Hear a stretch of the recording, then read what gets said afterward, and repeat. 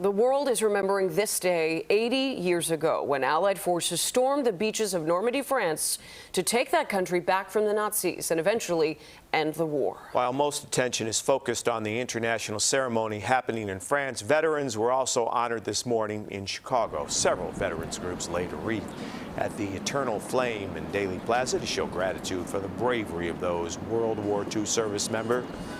We're urging people to remember the people who gave their lives and those who came back forever changed. Meantime, world leaders are honoring those who served on D-Day and recognizing those still here to tell the story. As CBS News' Elaine Cobb reports, during that ceremony in France, President Joe Biden warned that democracy is more at risk than at any point since World War II. President Biden and the First Lady bowed their heads in front of a wreath at the American cemetery overlooking Omaha Beach, where more than 9,000 U.S. soldiers are buried. Monsieur Bill Cassasa. Earlier, he was joined by French President Emmanuel Macron, who bestowed the Legion of Honor, France's highest award, on 11 U.S. World War II veterans. In memory of those who fought here, died here, literally saved the world here. Let us be worthy of their sacrifice.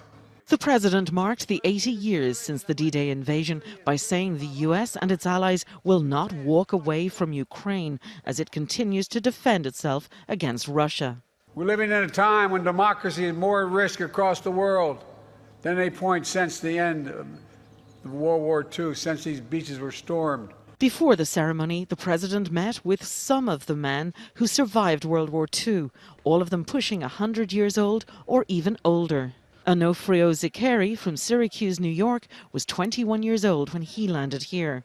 We landed and we had to crawl on the beach, really. I looked over and there's this GI. He was sitting on his helmet and he was holding his guts. The war brings nothing but misery, nothing but misery.